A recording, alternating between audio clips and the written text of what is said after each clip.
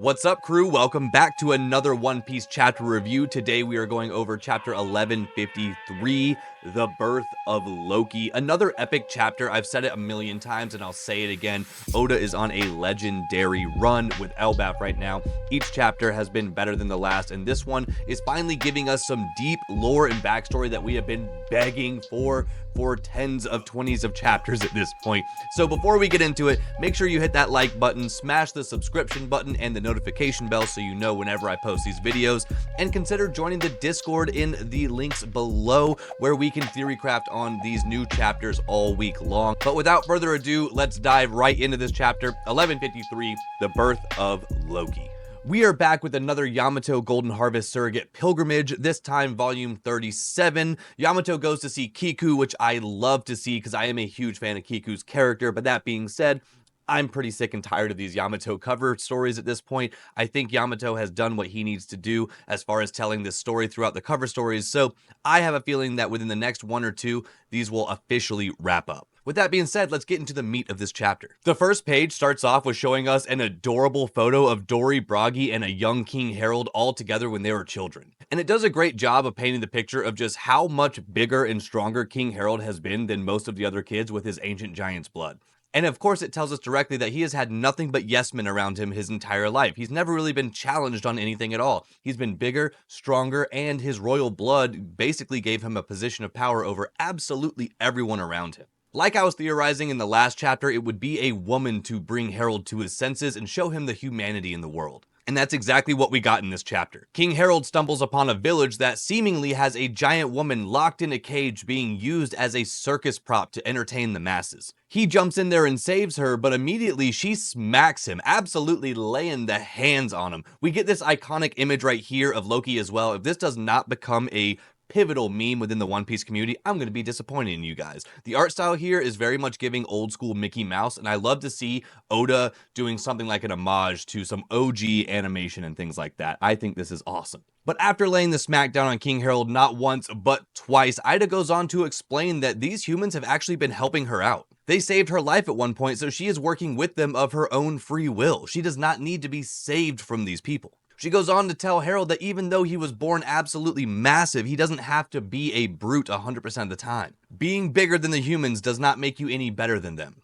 And surprisingly, after hearing all of this, King Harold actually orders his crew to go back on land and help Ida with all the things that she's helping them rebuild. We get to see an amazing moment of King Harold actually putting his forehead on the ground, bowing down to the king of this particular area and apologizing for him terrorizing them. And then they go on to have some beer and do the Nika dance with each other. This is actually beautiful. Yet again, Oda is giving a beautiful commentary on how we all get divided by the places that we're from and the cultures that we claim.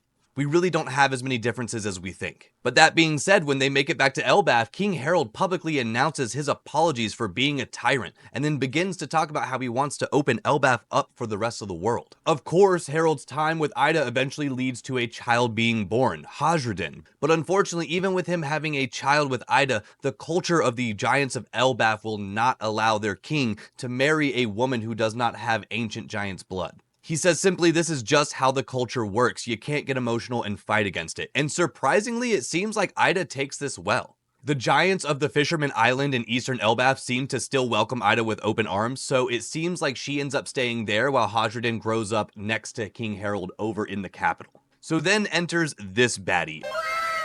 And when I say baddie, I don't mean she's attractive, I mean she's an absolute demon, a horrendous person. Estrid is from the Brewers Village and seems to come from a very prestigious family. And of course, she's got that ancient blood that the giants are looking for. She is objectively gorgeous, but unfortunately, that is the only compliment she can get. She goes on to offer King Harold this 8-legged horse. And in Norse mythology, this horse's name is Sleipnir. It's actually the son of Loki, whom shapeshifted into a horse. This horse also went on to be King Odin's steed at one point in Norse mythology as well, so some interesting connections around this. But the real focus of this panel is to show that Estrid really only cares about the lavish life that she's able to gain from being a queen. It's not about her love for Harold or her love for Elbaf, it's her love for money. Now, during King Harold's relationship with Estrid, he still stays very focused on opening up relations with the rest of the world. We get this amazing glimpse into Harold's adventures when he's talking about when he went to Fishman Island. Turns out Harold was there for the birth of Neptune, which is an incredibly cool connection, knowing what we know today about Neptune and of course his daughter Shirahoshi. And based on this panel, it seems like King Harold's doing a really good job of showing the people of Elbaf how interesting the other people outside of Elbaf really are. On this next panel, we get the confirmation as to why Loki has always covered his eyes. Loki was born with these demonic eyes. And because of these eyes, his mother rejects him immediately, going as far as to throw him into the underworld, to tell the guards to tell the rest of Elbaf that she had a stillbirth. She refuses to even acknowledge that she had a child in Loki. After throwing Loki into the underworld, Estrid even decides to leave the capital and go back to her hometown. She says that she will never bear another child again after this. Estrid continues talking about the prophecy of Loki and how it's been foretold that he will be the one to kill King Harold. And unfortunately, during all of this, King Harold seems too busy dealing with the relations of the other world to be there for his son Loki. We even get a panel of Hajradin talking to his mother Ida, saying that that's no brother of mine because he's not from the same mother.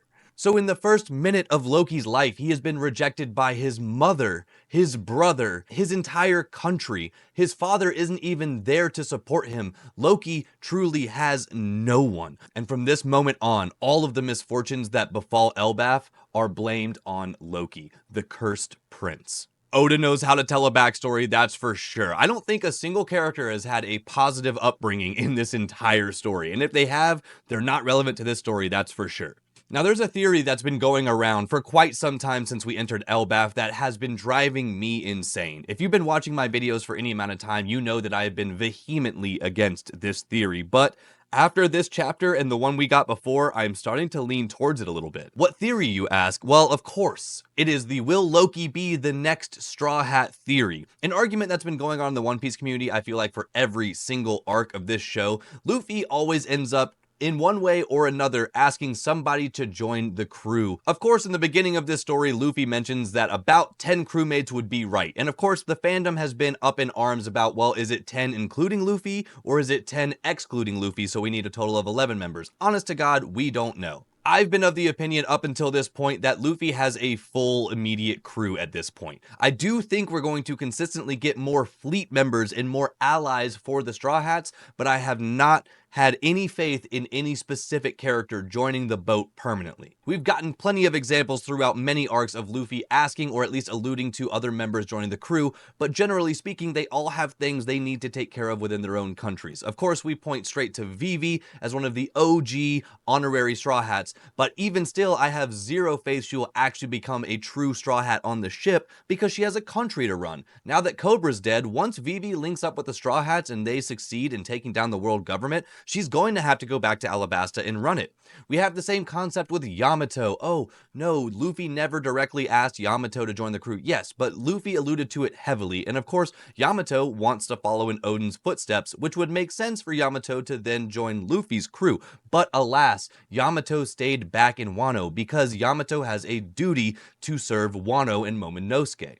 And generally speaking, I've felt the exact same way about Loki up until this point. Loki also has a duty to serve Elbaf, and I feel like throughout this arc, this will be Loki's redemption. This will be the moment for Elbaf to learn that Loki is not the guy they think he is. But with this level of tragic backstory they've set up with Loki, there is a lot of things pointing to the fact that he may potentially join Luffy in the end. First off, he is just a prime candidate for Luffy's liberation that he gives to every single character he meets. Again, like we pointed out, Loki has been rejected by literally every single person in his life. His mother rejected him immediately. His country rejected him immediately. He wanted to join Rock's pirates. That's still a theory, but we're assuming that was Rock's. And he was rejected. He tried to marry Lola from the Big Mom Pirates. Rejected. Loki has been rejected by everybody. So there's a big theory going around that once Luffy sees Loki's eyes for the first time for whatever reason, Luffy's gonna be like, wow, those are really, really cool eyes, which is very, very Luffy coded. And in that capacity, Loki might finally feel the acceptance that he has never before in his life felt. So the next question is, if Loki were to join the Straw Hats, how the hell would we put him on the Thousand Sunny? Well, I've also been leaning on that particular fact because I'm like, it logistically just doesn't make sense. Like Zoro and Sanji said in the last chapter, how are we going to feed him and where are we going to put him on the ship?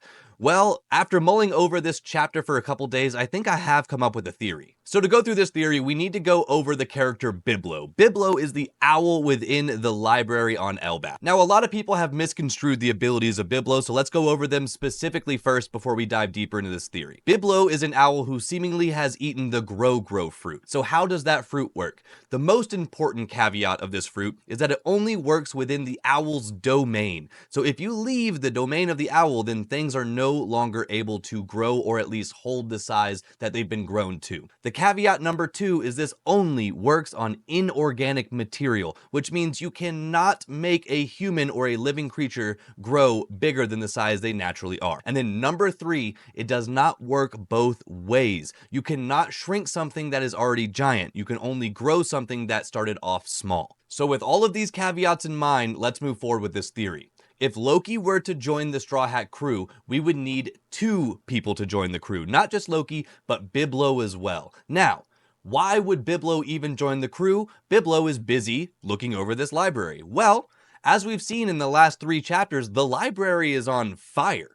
Biblo's entire domain is burning down as we speak. Now, trust me, I do not want to see that library actually go. I am truly hoping that we find a way to put that fire out before we lose all the information that's in there. But based on what information we have right now, we are a little bit too busy dealing with, Emu and all the Domi Reversi giants to actually worry about putting out the fire in the library. So if that library does in fact burn down, Biblo will be in search of a new domain. And a perfect domain for a character like Biblo would be the Thousand Sunny. This circumvents the entire need for us to build a new ship because that doesn't seem to make very much sense either. Why would Frankie put so much work into Thousand Sunny just to have to rebuild another one once we make it to Elbaf? So that clears us of that need completely and utterly. If we put Biblo on the ship, he can make the ship his domain. And that being said, the ship itself and all of the inorganic objects on the ship can grow to an enormous size, potentially large enough to house someone like Loki. But to be clear, I'm not going to die on the hill of this theory just yet. I'm not fully convinced that Loki is going to be the next Straw Hat. And again, I'm not convinced we're going to get any official Straw Hats. I have actually been more in the camp that it would be Bonnie over anybody because I love Bonnie's connection with Luffy. But look, I see the connections that Luffy has built with Loki, and at this point, I can no longer fully deny those claims. So that is my best shot at giving you guys a good excuse as to why this would happen. Another really fun theory that I've been seeing going around the internet right now is specifically what made Loki's eyes look like this. There's been a lot of speculation that ancient giants could potentially be from the Abyss themselves. They could be the Titans referenced back in history. And through the many years, their blood has gotten diluted with all of the other races around the planet that they don't present nearly as much as demons as they used to. But after seeing Dory and Bragi get flipped and turn into these more demonic forms of themselves, they really just look like ancient giants with wings. It wouldn't be too much of a jump with that information to say that ancient giants and also potentially ogres could come from a race that was inherently from the Abyss. And with King Harold already having a large amount of ancient blood within him, as well as Estrid having a lot of ancient blood, those two coming together could have created a more original abyssal type ancient giant in Loki. This being why Loki has such crazy looking eyes. Loki is in fact a demon, or at least more of a demon than most people on the planet are. I've even seen some theories saying that ancient giants and these ogres could be descendants to dragons themselves. Dragons and devils kind of going hand in hand within these stories. But if we're being completely honest with ourselves, we have no idea. So guys, for me, please let me know in the comments what you think is going on with Loki's eyes. Why did he come out looking like this? Are they going to have any special powers? Is it simply just an aesthetic thing? Does this mean that Loki and through Loki, the ancient giants are actually from the Abyss? I have no idea, but I cannot wait to continue speculating with you guys. If y'all like this video, please make sure to smash that like button, subscribe, and consider joining the Discord or the Patreon to have these conversations directly with me in the community. Let me know your favorite One Piece theory down in the comments, and of course, for me, tell the people you love them, touch some grass, drink some water, and I will see you guys in the next video.